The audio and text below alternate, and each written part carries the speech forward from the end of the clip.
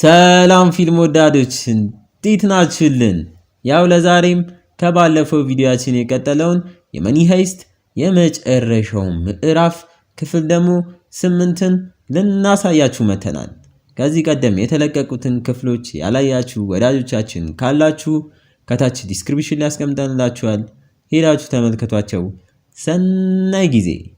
ባለፈው ገራሚ የሆነውን ክፍል አይተን እንዳቆምነው ፕሮፌሰሩና አሊሲያ በሚገርም ብልሃት ከገቡበት ማጥ ሲያመልጡ፣ ሌላው ደግሞ ፓሌርሞ ከበርሊን ጋር ለዓመታት ያቀዱት እቅዱና ህልሙ ሰምሮም በአይኑ ሲያይ፣ ወርቁም እንደታሰበው ወደ ውጪ መውጣት ሲጀምር አይተን ነበር ያቆምነው። በዚህኛውም ክፍል ቀጥለን ይሄኛው ክፍል ደግሞ የጀመረው በበርሊን ትውስታ ወደ ኋላ የሚይዘውን ሄደው ከፍቅረኛው ታቲያና ጋር ውድ ሬስቶራንት ላይ ራት ሊመገቡ ገና ምግቡን ሊያዙ ሲሉ ታቲያና በመሃል እስከ ዛሬ ልትነግረው ብላ በሆዳ የያዘችውን መርዶ ታረዷለች። እሱም ከዚህ በኋላ አንድ ላይ በፍቅር መቀጠል የለብንም እንፋታ ነበር። በርሊንም ይሄን መርዶን ሲሰማ በግርምትም በሐዘንም ሆኖ እንዴት እንደዛ ልትለው እንደቻለች በሐሳቡ ብዙ ነገሮች እየተመላለሱ መተው በስተመጨረሻም በማን እንደተበለጠ ሰውየውንም ንገሪኝ እያላት ታቲያናም ከዚህ በላይ አብራው ማውራት እንደማትችል ነግራው እዛው በተቀመጠበት ትታው ትሄዳለች። በርሊንም በዚህ ጊዜ በፍጥነት ሬስቶራንት ውስጥ የተጠቀሙበትን ወይን ሂሳብ ከፍሎ ከኋላም ተከትሏት ወጥቶ እሱም በታክሲ ታቲያና የምትሄድበትን መኪና መከተል ይጀምራል። ታዲያ ታቲያና የምትሄድበት መኪናም ሄዶ በሚደንቅ መልኩ የበርሊን የገዛ ልጅ የሆነው ራፋኤል ጋም ደርሶ ራፋኤልም ለታቲያና ዝናብ እንዳይመታት ጥላም ይዞላት እዛውም በመገላገል በደስታ በሚመስል ስሜት ከንፈሯን ሲስማት እያየ ነው። በሌላም ታክሲ ውስጥ የነበረው በርሊንም ከርቀት ጉዱን ያያል። ልጅ ፍቅረኛክን ሲቀማክ አያድርስ ነው ወዮ። ወደ አሁን ጊዜም ስንመጣ ከወደ ባንክ ውስጥ ወርቁን በተቀላጠፈ ሁኔታ ወደ እነ ቤንጃሚን እየላኩ ወዳሉት እነ ፓሌርሞም ጋር ሄደን ነገሮች ሁላ በሰላም እየሄዱ የመጨረሻን ክፍሎች ጋር እየደረሱ ሲመጡ ካዝና ውስጥም ያለው ውሃ እያለቀም ሲመጣ ችግር እንዳይፈጠርም እየሰጉ ግን ምንም ችግር ሳይፈጠር የመጨረሻዎቹ እንክብሎች በሳካ መልኩ ወደ እነ ቤንጃሚን ጋር ይደርሳሉ።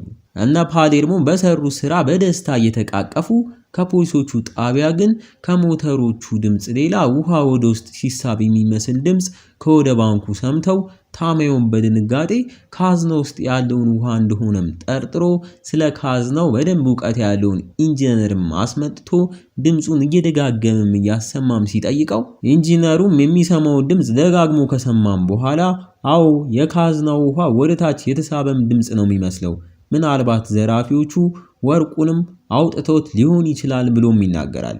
ታማዮን በዚህ ጊዜ በንዴት እንዴት እያለ እየተበሳጨ መቼ የማያወጡትም ብላችሁ ነበር፣ እሺ አሁንስ ቢያንስ ቀጣይ ምን ሊያደርጉ እንደሆነ ድረሱበት እያለ ይጮሃል። በዚሁ ደስታ ወደ ሞላበት ወደ ባንኩ ደግሞ ስንመለስ ራኬልም ወደ እነ ፓሌርሞ ጋር በሊፍት ልትወርድ ስትል አዲሱ አፍቃሪዋ ማቲያስም ተከትሏት ሊፍት ውስጥ ገብቶ በሚያስቅ መልኩ እድሉን ካገኘው በሚል ሊጀነጅናት ሲሞክርም እያየ ነው። ራኬልም ይህም በማየቷ ሳቋ ሲመጣ እናያለን። በዚህ መልኩ ምንም መልስ ሳትሰጠው እታችነ ፓሌርሞም ጋር ደርሰው ለኛም የዚህኛው ምዕራፍ ገራሚ ትዕይንት የሆነውን ያሳዩናል። እሱም የምንወደውን የቤላቻው ዘፈንን እነ ፓሌርሞ ያላቸውን በርሜልነሽ ምንድነሽ የተለያዩ እቃዎችን ልክ እንደ ከበሮም እየመቱ ፓርቲጃኑ እያሉ ያስነኩታል። ራኬልና ማቲያስም ተቀላቅሏቸው እነሱም በደስታ ያስነኩታል። ዋው የምር ነው የምንላችሁ በጣም ደስ የሚል ትዕይንት። በድምጽ እንዳናሳያችሁ ያው የኮፒራይት ነገር ያዝ ስለሚያደርገን ነው እንጂ ብናሳያችሁ ምንኛ ደስ ባለን። ግን ይቺን ትዕይንት ማየት ከፈለጋችሁ በኢንስታግራም ፊልም ወዳጅ የሚል ገጻችን ላይ ቪዲዮ እናስቀምጥላችኋለን፣ ሄዳችሁ መመልከት ትችላላችሁ። እናም በዛው የኢንስታግራም ገጻችንን ፎሎ ማድረጋችሁ እንዳትረሱ። ወደ ፊልሙ ስንመለስ በሌላኛው በኩል ደግሞ ውጥረት ውስጥ የገባው ታማዮም ዘራፊዎቹ ወርቁን ወዴት እያሸሹ ሊሆን እንደሚችል ኢንጂነሩን እየጠየቀው፣ ኢንጂነሩም ካርታዎችን እየተመለከተ በጣም ከባድ ማሽን ከተጠቀሙ ምናልባት በግፊት ተጠቅመው ራቅ ወዳሉ ቦታዎች ሊልኩት እንደሚችል ቦታዎቹም ፋብሪካዎች፣ የእጽዋት መንከባከቢያዎች፣ የውሃ ማጣሪያዎች እንዲሁም የግድብ ቦታ ሊሆን እንደሚችል ግምቱን ይሰጣል። ታማዮን በዚህ ጊዜ በአፋጣኝ ያሉትን ወታደሮችና ፖሊሶች እያንዳንዱን የሚሄዱትን ቱቦዎች እየተከታተሉ ማደን እንዲጀምሩ ለኤንጅልና ለሱዋሬዝ ትዕዛዝ ያስተላልፋል። ሱዋሬዝም ትዕዛዙን ተቀብሎ ያሉ ወታደሮችን ሰብስቦ ወደ ስራ ይገባል። ባንኩ ውስጥ ደግሞ ያቺ በሳጋስታ ተልእኮ ላይ ያለችው ሴቷ ወታደርም ከነ ኤንጅል ጋር እየተነጋገረች በዛ በእቃ በማመላለሻው ሊፍትም አድርጋ ከአንዱ ክፍል ወደ ሌላውም ክፍል እየሄደች ተልእኳንም እየፈጸመች በመሃልም ከወሰደችው ድራግ እየጸዳች እየመጣች ያለችው ሞኒካም በተኛችበት ድምጽ ሰምታ አሁንም የአርቱሮ ቅዠት መስሏት ድምጽ ወደ ሰማችበትም ሊፍት ሄዳ ስታይ በሚያስደነግጥ መልኩ የቶኪዮንም መንፈስ ውልብ ሲልባት የያዘችውን ጠበንጃ በዘፈቀደ ዝም ብላም ስትተኩስ እያየናት በመሃልም ወደ ክፍሉ በድንጋጤ የገባውን ዴንቨር ለትንሽ ስትስተው እናያታለን። ከወደ ውጪ ደግሞ በሱዋሬዝ በኩል የሚመራው የወታደር ቡድንም ፕሮፌሰሩን ቱቦ ተጠቅሞ ወርቁን ወዴት ይልካል ብለውም ወደሚያስቡበት ቦታ ሁላ ካርታም ተጠቅመው አንድ በአንድ መፈለግ ሲጀምሩ ታዲያ የሚገቡባቸውን ቦታዎች ስናያቸው ልክ አሁን እነ ፕሮፌሰሩ እንዳሉባቸው አይነት የውሃ ግድብ ቦታም እንደሆኑ እያየን በዚህም ከቀጠሉ በቅርቡ እነ ፕሮፌሰሩ ያሉበት ጋር መድረሳቸው አይቀርም። በሌላ በኩል የሳጋስታ ቡድን አባል የሆነችው ሴቷ ወታደርም ራሷን እያከመች እያየናት ለነ ኤንጅልም የመጨረሻ ተልእኳ የሆነውን የባንኩ የዋና በር መግቢያ ጋር የተጠመዱትን ፈንጂዎች ለማክሸፍ ልትሄድ እንደሆነ ስትናገር እንሰማታለን። ሌሎቹ ቦታ ላይ የተጠመዱትን ፈንጂዎች አክሽፋቸው ማለት ነው በለው።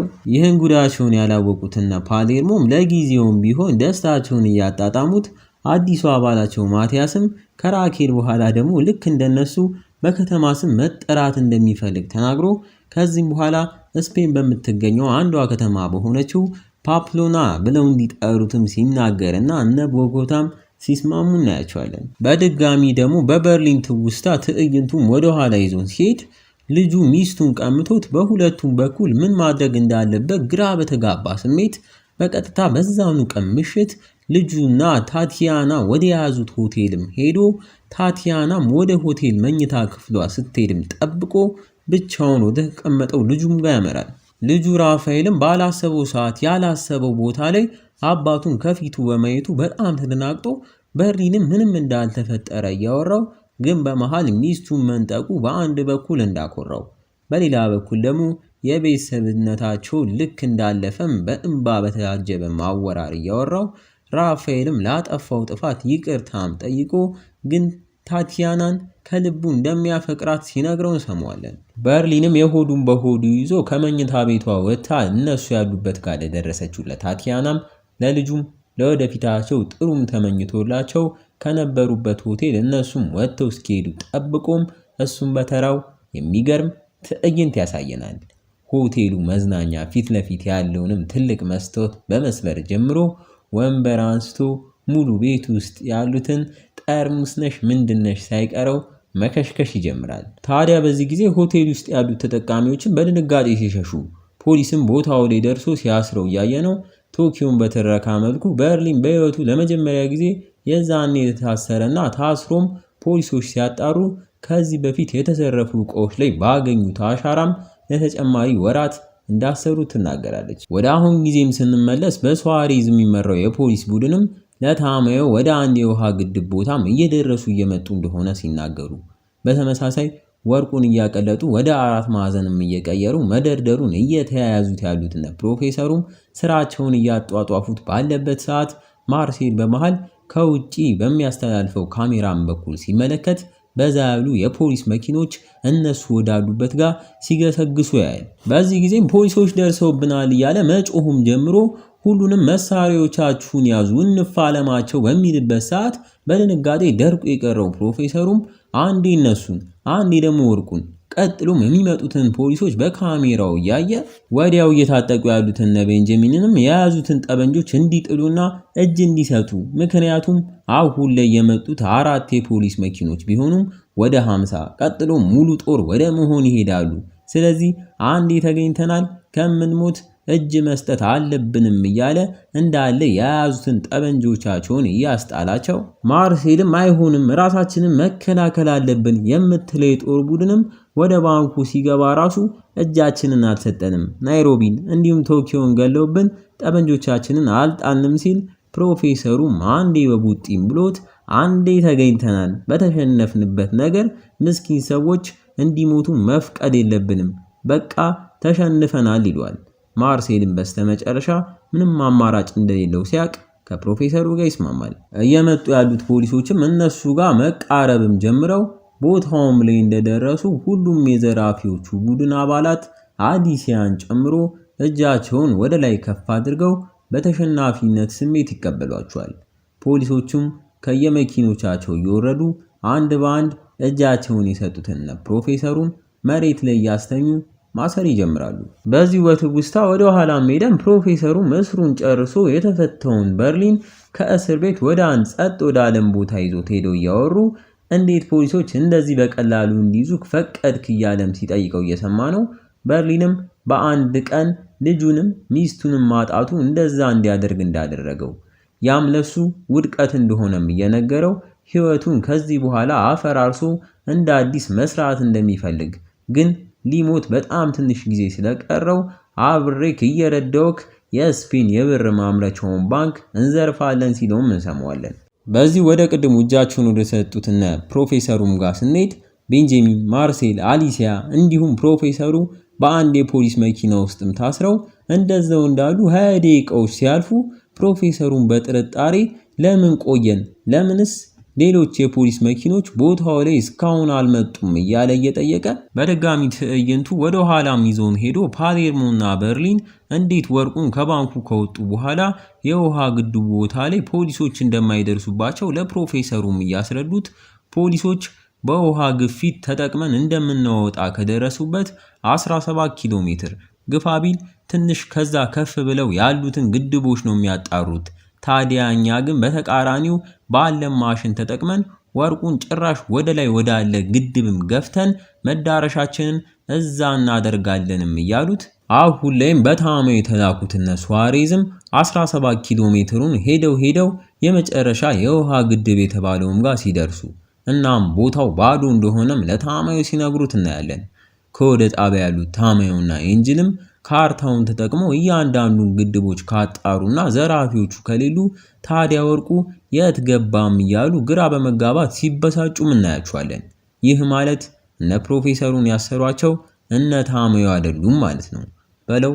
ታዲያ እነማን ናቸው? ለዚህ መልስ እንዲሆን እነ ፕሮፌሰሩ የታሰሩበት መኪና ውስጥ ምንም መልስ አጥተው በዚህ ጊዜ ማርሴልና ፕሮፌሰሩም ከፊት የመኪናው ላይ ያለውን መስታወት መደብደብም ይጀምራሉ።